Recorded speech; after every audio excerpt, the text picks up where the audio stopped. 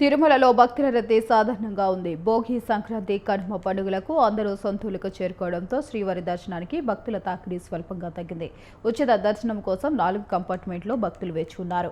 టోకెన్లు లేని భక్తులకు సర్వదర్శనానికి 6 గంటల సమయం పడుతుంది. అలాగే టోకెన్లు పొందిన భక్తులకు సర్వదర్శనానికి 2 నుంచి 4 గంటల సమయం పడుతుంది. 300 శీఘ్ర దర్శనానికి 1 నుంచి 3 గంటల సమయం పడుతుంది. ఇక మంగళవారం 73,014 మంది భక్తులు స్వామివారిని దర్శించుకున్నారు. 19,639 మంది భక్తులకు స్వామివారికి తలనీలాలు మొక్కులు చెల్లించుకున్నారు. స్వామివారి ఉండి ఆదాయం 4.27 కోట్లు వచ్చినట్లు టీటీడీ వెల్లడించింది.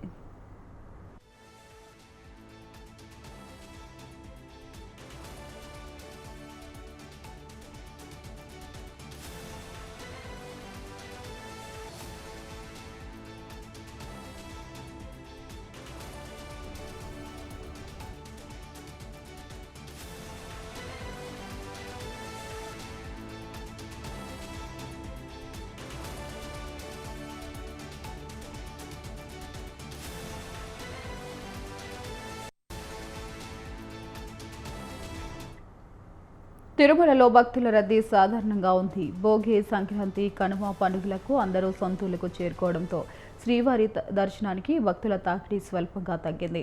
ఉచిత దర్శనం కోసం 4 కంపార్ట్మెంట్లు భక్తులు వేచి ఉన్నారు. టోకెన్లు లేని భక్తులకు సర్వదర్శనానికి 6 గంటల సమయం పడుతుంది.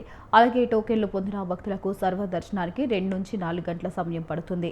ఇక 300 శీఘ్ర దర్శనానికి 1 నుంచి 3 గంటల మధ్య సమయం పడుతుంది. మంగళవారం 73,014 మంది భక్తులు స్వామివారిని దర్శించుకోగా 19,639 మంది భక్తులు స్వామివారికి తల నీలాలు మొక్కులు చెల్లించుకున్నారు.